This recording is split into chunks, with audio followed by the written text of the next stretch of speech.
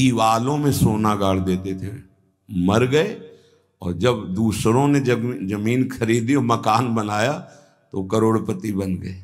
अगर नाम जप नहीं है, धर्म नहीं है, भगवत आराधना नहीं तो खोखले हो, तुम्हारे पास क्या है?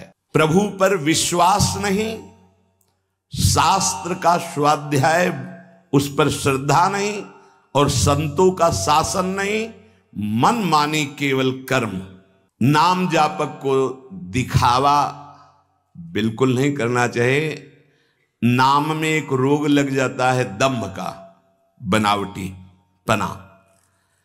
जहां दंभाया तो नाम अंतर ध्यान हो जाता है, दाम्भिक की प्रापंचिक गति हो जाती है, प्रपंच में फंस जाता है। गुरु प्रदत्त मंत्र के द्वारा भगवान को हृदय में प्रकाशित कर लिया, उसी को सिद्ध महापुरुष कहते हैं। अपने आराध्य देव के नाम के बदले में कुछ भी लेने की तैयारी मत कर लेना, क्योंकि बहुत घाटा हो जाएगा। जैसे महामणि के बदले में कांच लेने वाले को क्या कहा जाएगा? मूर्ख। विषयाशक्ति और विषय भोगों की कामना, मान प्रतिष्ठा धन, इसकी चाह, बातें ज्ञान की, क्रियाएं अज्ञान की। आप संयम से भगवत आराधना कीजिए, आपकी दृष्टि सुंदर होगी। चेहरा तो मांस खाने वालों का भी चमकता है, चेहरे की चमक साधना नहीं होती, साधना की चमक दृष्टि होती। तुम्हारी दृष्टि कैसी है? आज हमारी सुंदरता बढ़ रही लेकिन हृदय असुंदर हो रहा है। दंभ, व्यभिचार, मिथ्याभिमान, हिंसा। देखो अभी अवसर मिला है तो तुम्हें माया समझने नहीं दे रही। जहां ये शरीर छूटा फिर तुम्हारे बस की कोई बात नहीं बनेगी। इस समय मनुष्य की बड़ी दुर्दशा हो रही है। महापुरुषों के वचन। दुर्दशा किसे कहते हैं? जो माया के द्वारा रचे हुए प्रलोभनों और भोगों में अपने जीवन को लगाकर नष्ट कर रहे हैं। बड़ा गर्व, सर्दी का समय है और एक चैन पड़ी है सोने की, तो यहां तक की बटन खुली है, क्योंकि उसे खोल के दिखाना कि हम सोने की चैन पहने हैं। कौन सी खास बात भैया? अरे ब्रह्मांड नायक की सृष्टि को तुमने देखा कहां है? कितना बड़ा सोने का पहाड़, बड़ा आश्चर्य होता है। 4 लाख योजन। एक योजन का मतलब 4 कोस, एक कोस का मतलब 3 किलोमीटर। कितना सोना! एक छोटी सी सोने की जंजीर तो पूरी छाती खोले कि देख लियो सोने की जंजीर है। अगर 1-2 अंगूठी पहने हैं ना तो हर बार वो, हमने देखा है, एकांतिक में देखा है। आपकी बड़ी कृपा है कि आप देखो हम अंगूठी पहने हैं, जैसे उससे कोई प्रभाव होगा क्या? कुछ नहीं प्रभाव। यहां तो कुछ कह रहे हैं, बड़ी दुर्दशा है मनुष्य जाति की इस समय। क्या? माया रचित भोगों में, माया रचित प्रलोभनों में, माया रचित पदार्थों में भोग बुद्धि, अहम बुद्धि हो गई है।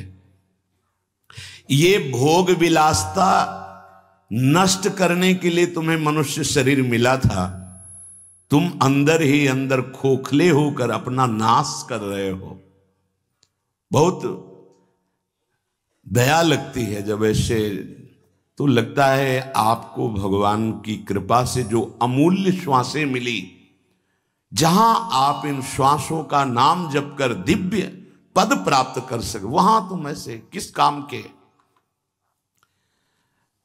गांव में पहले बैंक के लॉकर तो थे नहीं, तो दीवालों में सोना गाड़ देते थे। मर गए और जब दूसरों ने जमीन खरीदी और मकान बनाया तो करोड़पति बन गए।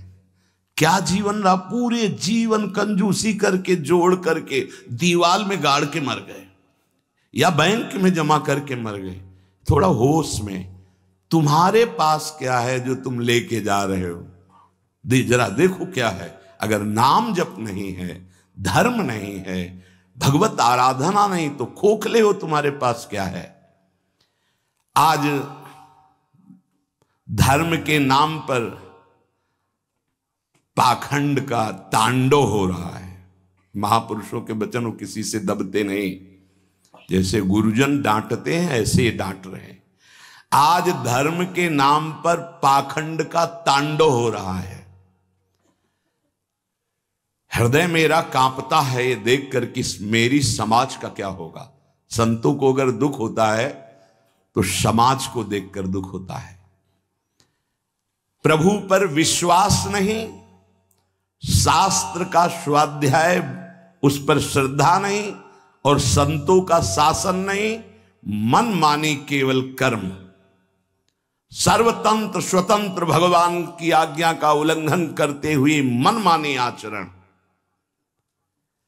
दूसरों के उन्नति के मार्ग में भारी रोड़ा पैदा करने वाले ये पाखंड, दंभ स्वयं गिरते हैं और जो इनके चक्कर में पड़ जाए उनका भी नाश कर देते हैं। आप गए और औरों घालहीं, जो कहूं सतमार्ग प्रतिपालहीं। ये दंभपूर्ण राक्षसी वृत्ति का विकास होता चला जा रहा है।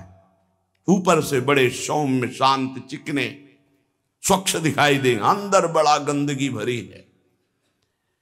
विषयाशक्ति और विषय भोगों की कामना, मान प्रतिष्ठा धन इसकी चाह, बातें ज्ञान की, क्रियाएं अज्ञान की, बातें परम पद की, आचरण नरक जाने की। बड़ा दुख हो रहा है, ऐसा महापुरुष जन कह रहे। बाहरी सभ्यता बहुत जोर की, आंतरिक सभ्यता का नाश हो चुका है। बाहरी सुंदरता बड़ी जोर की, रंग लेके गालों में लगाते हैं। दर्शन, अब जब इस समय आते तो दर्शन करते हैं, रात्रि में गाल में रंग लगाने की जरूरत क्या है। संत दर्शन के लिए आए हो तो तुम्हें यहां गाल में, तुम्हारे लाल गाल कौन देखेगा। अरे यहां लाडली लाल के गाल देखने वाले भाई, ये जो नगर है वृंदावन प्रेम नगरी है, यहां लाडली लाल के कपोल देखने वाले हैं।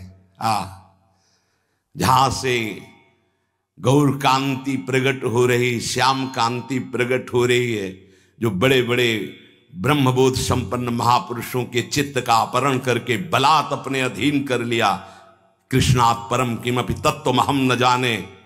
आप संयम से भगवत आराधना कीजिए, आपकी दृष्टि सुंदर होगी। चेहरा तो मांस खाने वालों का भी चमकता है, चेहरे की चमक साधना नहीं होती।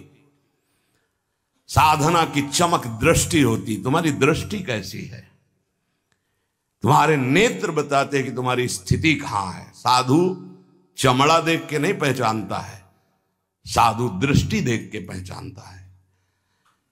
आज हमारी सुंदरता बढ़ रही, लेकिन हृदय असुंदर हो रहा है।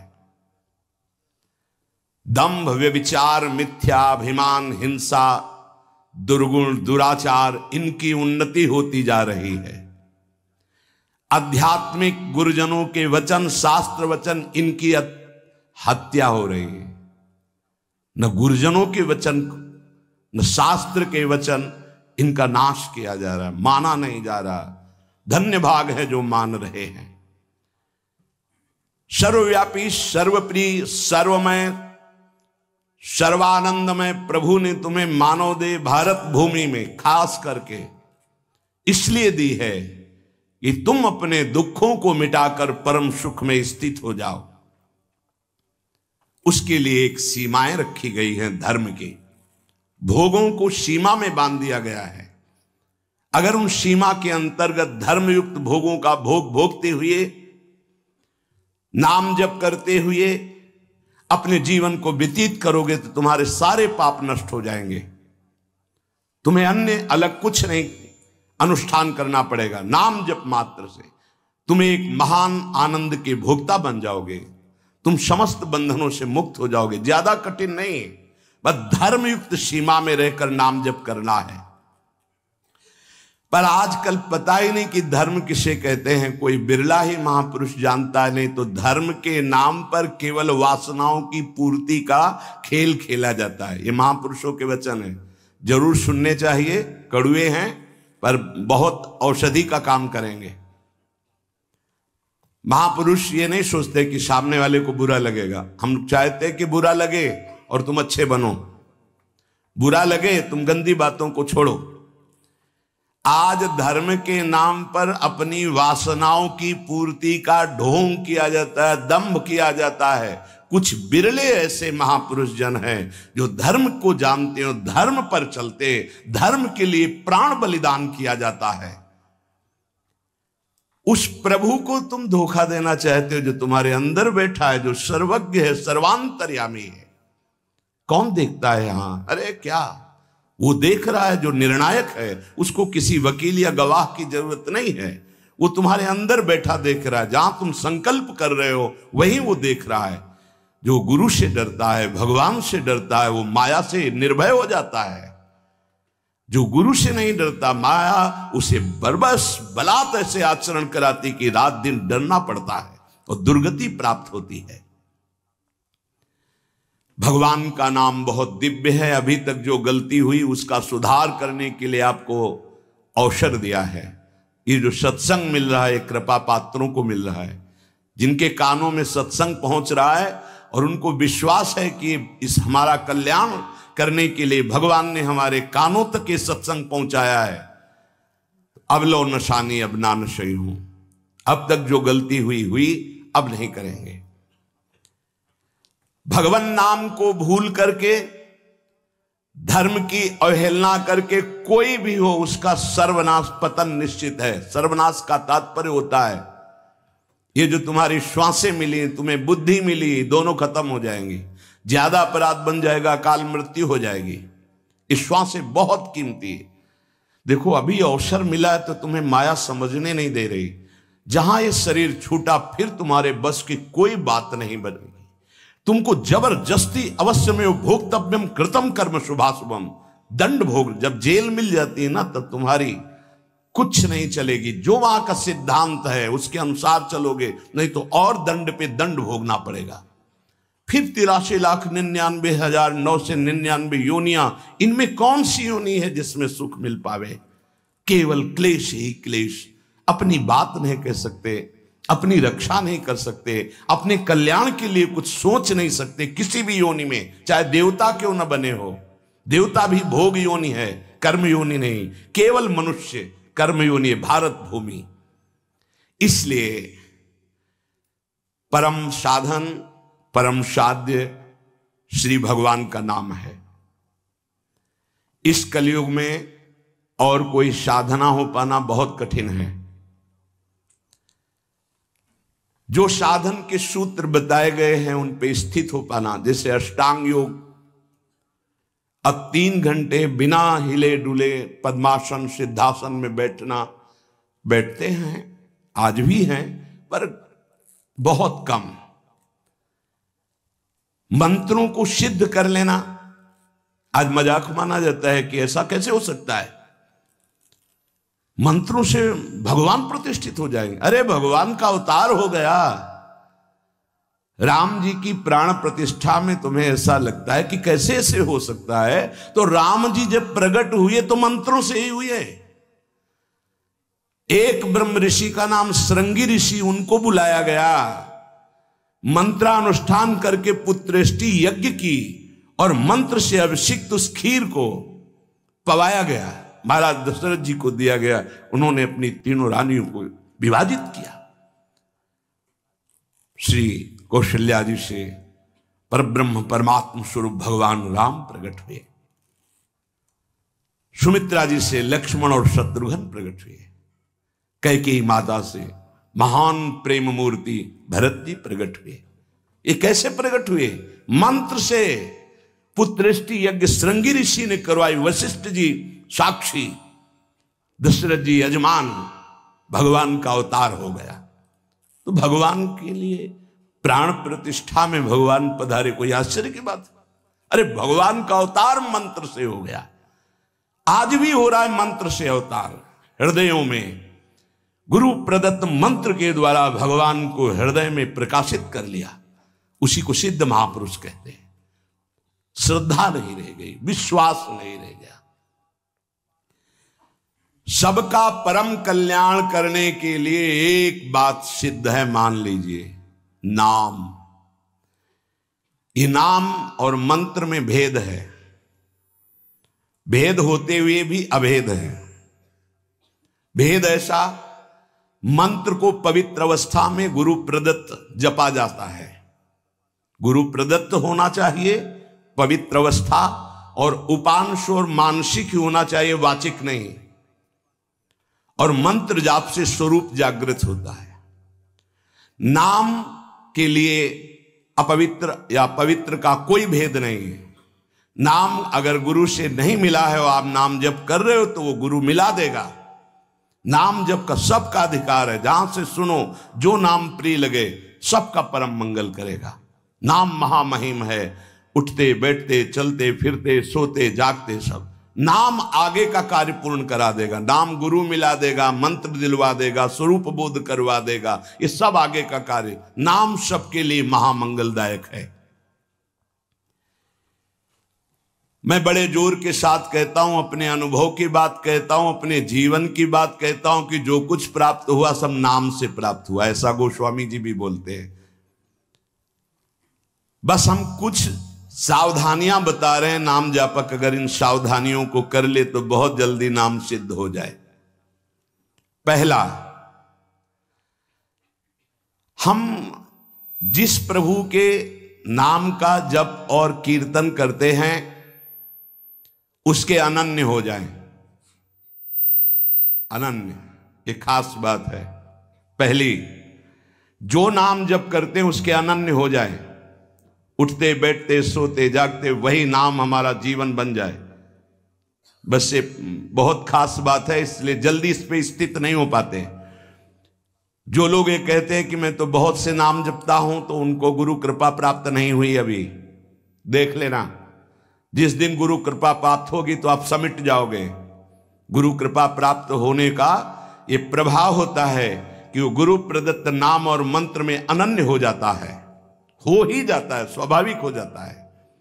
पर जिसको नाम सिद्ध करना है उसको उस नाम के अनन्य होना होगा। जो नाम कीर्तन करते हो, जो नाम जप करते हो, उसके अनन्य हो जाओ। एक ही परमात्मा है, उसके नाम अनंत है, लेकिन अनंत नाम नहीं जपे जा सकते। नाम एक ही पकड़ो, और जो पकड़ो उसके अनन्य हो जाओ। जिह्वा से वही तुम्हारे स्फुरित होने लगेगा। दूसरा, नाम की महिमा है। कितना भी बड़ा पाप किया जाए और नाम जापक का कुछ नहीं बिगाड़ सकता, भस्म कर देता है नाम पाप को।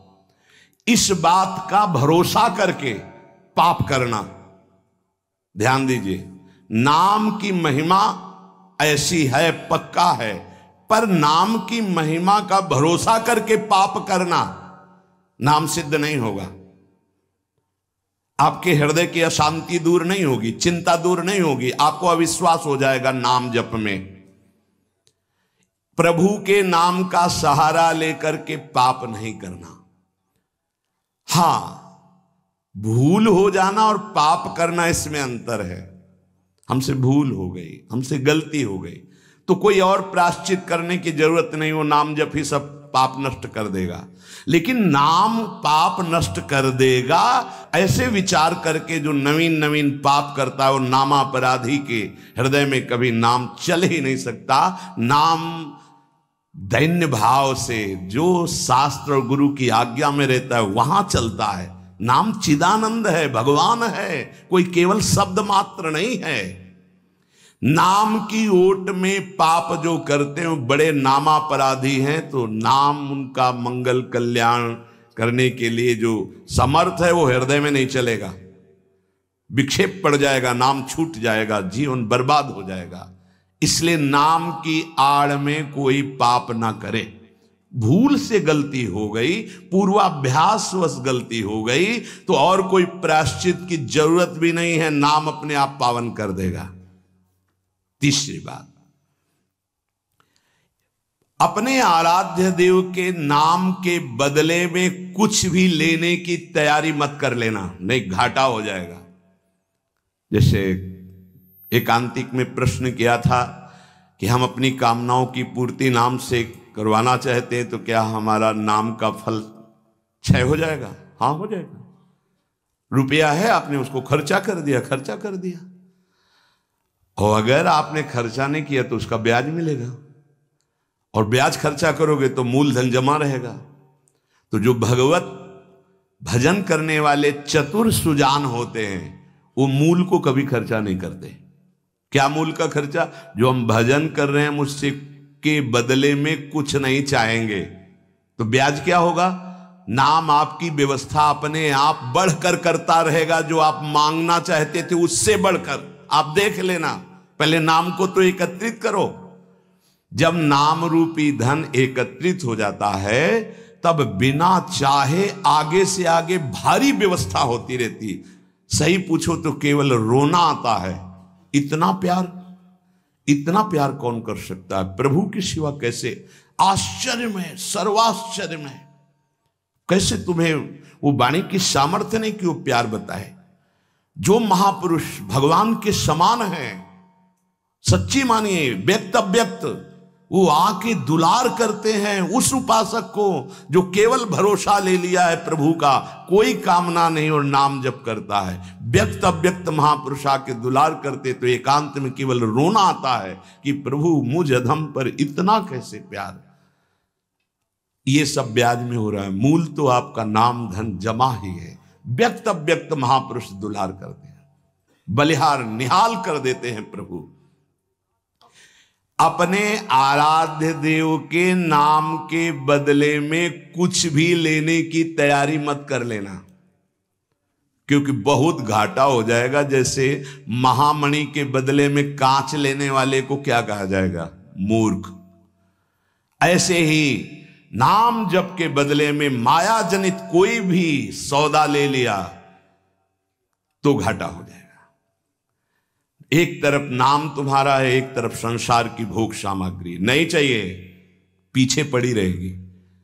हर सुविधाएं आपके पीछे पड़ी रहेंगी। विश्वास कीजिए, एक बार परीक्षा में पास हो जाइए। आपके सामने है, आप नाम के बदले में ले लीजिए। नहीं, वो तो वस्तु मिलेगी ही जो नाम के बदले में कह रहे थे। नाम तुम्हारा सुरक्षित बचा रहेगा। अरे कुबेर भी जिनके एक सेवक हैं, लक्ष्मी भी जिनकी दासी हैं, उन प्रभु की बात कर रहे हैं। उन प्रभु को अधीन करने वाला नाम है, उसके बदले में कुछ लोगे तो घाटा हो जाएगा। ये बैठा लो तो बोले हमारा काम कैसे चलेगा? कृपा से सब अपने आप व्यवस्था हो जाएगी, आप चिंता मत करो। नाम जापक की लौकिक पारलौकिक सब व्यवस्था का ठेका स्वयं भगवान लेते हैं। योगक्षेमम वहाम्यहम। एक साधारण आदमी कह दे कि जाओ आज से निश्चिंत रहो, मैं तुम्हारी देख लूंगा सब व्यवस्था, तो तुम निश्चिंत होने लगोगे। और अनंत ब्रह्मांडों का सर्वज्ञ सर्वत्र सर्वशक्तिमान कर तुम अकर तुम अन्यथा कर तुम परमात्मा बोल रहा है। अनन्यश्चिन्तयन्तु मामे जनाः परिपासते तेषां नित्याभियुक्तानां योगक्षेमं वहाम्यहम्। और तुम विश्वास नहीं कर रहे, तुम अपने नाम को बेचना चाहते हो। ईश्वर के नाम रूपी धन का संचय करने वाले को पाप नष्ट करने की भावना भी नहीं सोचनी, अपने आप नष्ट हो जाएगा। आग जला दी तो अंधकार और शीतलता दोनों अपने आप प्रभाव से नष्ट हो जाएंगे। तुम्हें मांगने की जरूरत नहीं कि हे अग्नि देवता आप अंधकार को नष्ट कर दें, शीतलता को नष्ट कर दें। ऐसे ही नाम जापक की दरिद्रता, अज्ञान, अंधकार, ये सब नष्ट हो जाता है। विश्वास कीजिए, परम धन जिसके पास नाम है वो भगवान को खरीद लेता है, औरों की तो बात ही क्या। सुमिर पवन सुत पावन नामू, अपने बस करी राखे रामू। भगवान को अधीन कर मान जाओ हमारी प्रार्थना। पाप नष्ट करने का भी विचार मत सोचिए, वो अपने आप नष्ट हो जाएगा। चौथा, अपने आराध्य देव के नाम से बढ़कर और कोई साधन मान लेना, तभी नाम छूट जाएगा। हमारे सेवक जी महाराज ने वृंदावन बाद में आए, पहले वृंदावन प्रकाशित कर लिया गढ़ा जबलपुर में। वो लिख रहे हैं श्री हरिवंश नाम हमारा जीवन सर्व सुखधाम परम मंगल सर्वस्व प्रदान करने वाला है। श्री हरिवंश नाम नित कहो, नाम प्रताप नाम फल लहो, नाम हमारी गति सदा। हरिवंश नाम बिसरे न छिन, श्री हरिवंश सहाय भल। हरिवंश हरिवंश हरिवंश। तो आचार्य आ गए, निज मंत्र दे दिया, वृंदावन प्रकाशित हो गया, नित्य विहार लीला में प्रवेश हो गया, सब नाम से हो गया। तब आए वृंदावन। अपने परम प्रीतम के नाम के आगे फिर कोई साधन नहीं। अगर किसी अन्य साधन में महत्व बुद्धि हो गई तो नाम छूट जाएगा। नाम सिद्ध करने के ये उपाय हैं, बहुत बड़े महापुरुषों के वचन हैं। हमारे को जो गुरुदेव ने नाम दिया, इससे बड़ा कोई साधन नहीं। सब सेवा आदि चल, पर नाम नहीं छूटेगा। अगर हम किसी अन्य साधन पर मात्र बुद्धि कर लेंगे तो नाम छूट जाएगा। पांचवा, नाम जापक को दिखावा बिल्कुल नहीं करना चाहिए। नाम में एक रोग लग जाता है दंभ का, बनावटी पना। जहां दंभाया तो नाम अंतर ध्यान हो जाता है, दाम्भिक की प्रापंचिक गति हो जाती है, प्रपंच में फंस जाता है। इसकी कई बार संकेत में चर्चा हुई है।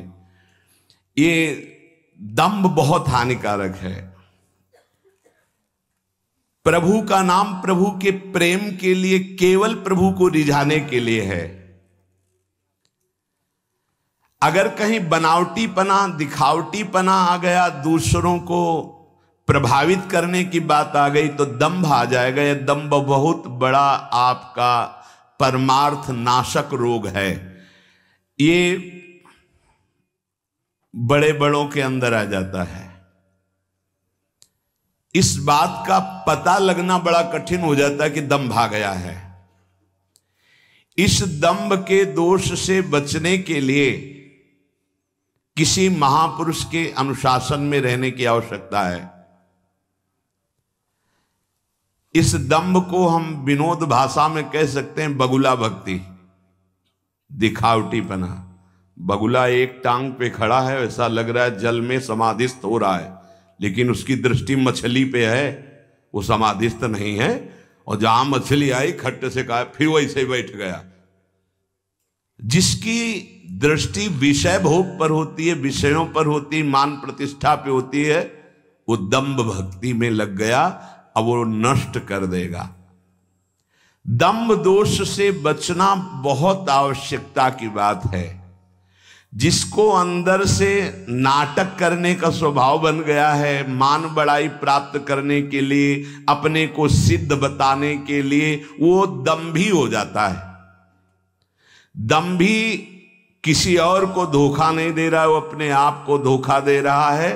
वो बहुत ही मूर्खता पूर्वक अपने धन को खो रहा है। सर्वदर्शी भगवान को भला धोखा कौन दे सकता है? हम कह सकते हैं कि वो धूर्त जो दंभ और पाखंड कर रहा है, वो अपनी वासनाओं की पूर्ति के लिए सिद्ध बनना चाहता है, वो बहुत बुरी तरह भ्रष्ट हो जाता है। देखो, ये बातें महापुरुष जन गुरुजन बोल रहे हैं, बहुत सावधानी से हृदय में धारण करना है। जो दंभी होता है वो पाप करने से संकोच नहीं करता, उसका पाप चिरमित्र बन जाता है। चिरंजीवी मित्र मतलब जब तक जिएगा पाप करेगा। बहुत ये चूक हो जाती है। दंभ नहीं होना चाहिए। गलती हो जाए हम हृदय से स्वीकार करते हैं, आगे बढ़ जाओगे। अब हम तो भजन करते हैं, भजन के बल से सारे पाप नष्ट कर देंगे, या किसी भी तरह का कोई नाटक प्रदर्शन करना, बहुत जोर का दंभ बढ़ जाता है। ऐसे नाटक होने लगते हैं कि लगता है भगवान इनको औषधि की जरूरत है। पक्का दिमाग खिसक गया है, इनको औषधि की जरूरत है। ऐसा शास्त्र सम्मत सिद्ध नहीं होता। खूब भगवदानंद में, ब्रह्मानंद में डूबे हुए सिद्धों के दर्शन किए हैं। दंभ अपने आप को भुलावे में डाल करके नष्ट कर देता है। दंभी को पापों से घृणा नहीं होती, दंभी को दिखावे में बहुत रति हो जाती, जिससे लोग कहें। देखो, जब सच्ची भक्ति करोगे तुम्हें लोग कहेंगे भक्त, भजनानंदी, या कोई महान शब्द से संबोधन करेंगे तो तुम्हें चुभेगा, तुम्हें संकोच होगा, तुम्हें कैसा लगेगा कौन सा पाप बन गया कि मैंने ये बात अपने कान से सुन ली। सच्ची कहते हैं, हृदय जलेगा कि भगवान कौन सा अपराध बन गया है जो सम्मान रूपी विष पिलाया जा रहा है, कौन सा अपराध बन गया जो ऐसे शब्द सुनाए जा रहे हैं, जैसे कोई कि किशोरी जी की बड़ी कृपा, ऐसा ऐसा, हाँ तो अच्छा लगा। जैसे कोई ऐसा सामने सम्मान सूचक शब्द, तो एक अंदर झुलझुलाहट पैदा होती है। क्या तुम तो जानते नहीं हो? अरे जिनकी एक लवलेश कृपा मात्र से उनको देखो, तुम क्या समझते हो? कुछ नहीं है इधर, कुछ नहीं है, पर्दे में कुछ नहीं है, रंग पीछे से पड़ रहा है। अगर वो पीछे का रंग बंद हो जाए तो पर्दा एकदम शांत हो जाएगा, कोई चित्र नहीं चलेगा। ये जो चित्र की विचित्रता है पीछे से है, भगवत प्रकाश आ रहा है, गुरु प्रकाश आ रहा है, उसको देखो। उपासक उसको देखता है, इसलिए सदैव दैन्य रहता है कि सामने तुम्हें पर्दा दिखाई दे रहा है लेकिन पीछे गुरु प्रताप है, पीछे इष्ट प्रताप है। उपासक इष्ट प्रताप को देखता है। जैसे रहीमदास जी का बड़ा यश हो रहा था, वो स्वर्ण मुद्राएं बांट रहे थे, तो ऐसे बांट रहे थे। किसी ने पूछा कि प्रभु आप नेत्र नीचे करके क्यों बांट रहे हैं? तो उनका देनहार कोई और है, देत रहत दिन रैन, लोग भरम मोह पे करें, तासो नीचे नैन। देने वाला तो कोई और है, उससे कोई जय जयकार कर नहीं रहा। मेरे नेत्र इसलिए नीचे हैं कि देने वाले को देख नहीं पा रहे हो, लोग भरम मोह पे करें कि रहीमदास जी बांट रहे, इसलिए मेरे शर्म के कारण नेत्र नीचे। देनहार तो कोई और है जो रात दिन दे रहा।